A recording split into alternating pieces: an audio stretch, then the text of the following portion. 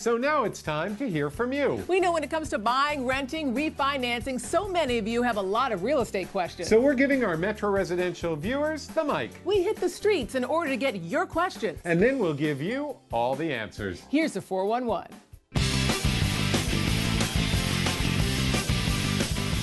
In a city like New York, it's hard enough to get around, let alone navigate the ins and outs of the real estate market.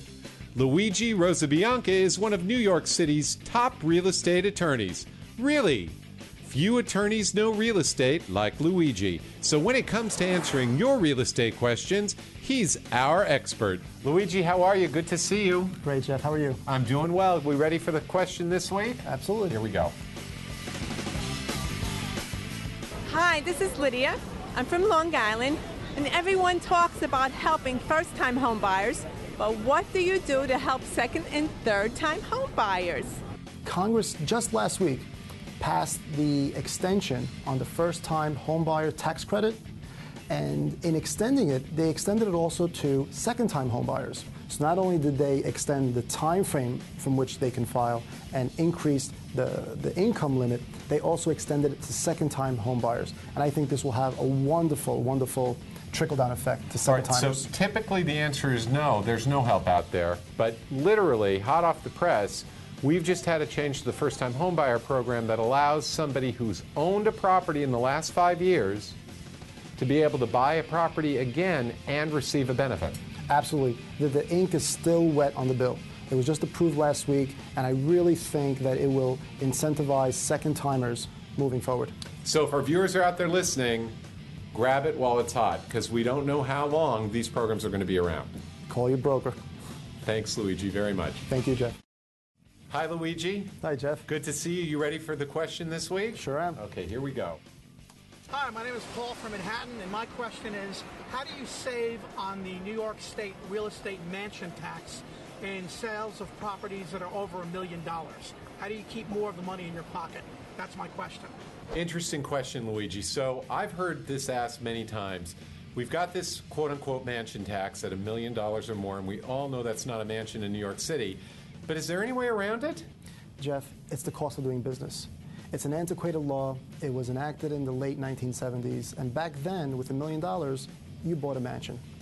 With cost of living increases and just inflationary reasons, we don't come anywhere near a mansion for $1 million, especially in New York City.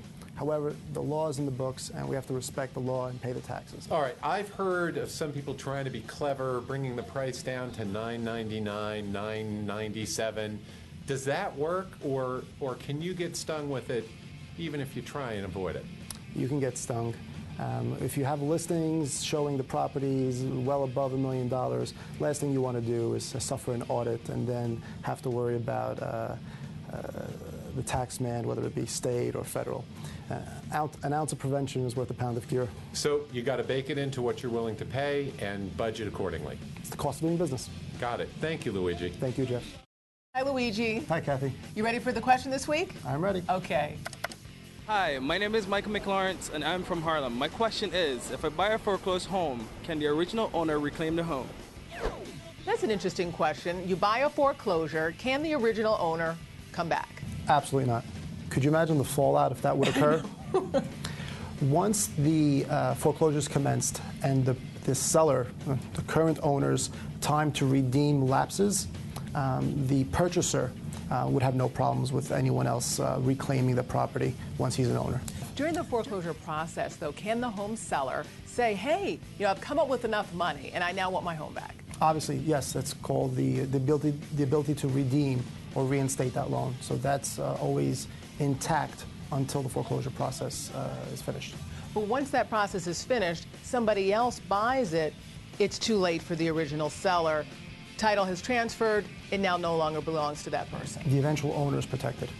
No one can ever come back? No, ma'am. Okay. All right, thanks. From uptown to downtown. From the city to the suburbs. You never know when we could be in your neighborhood. Metro Residential will be right back.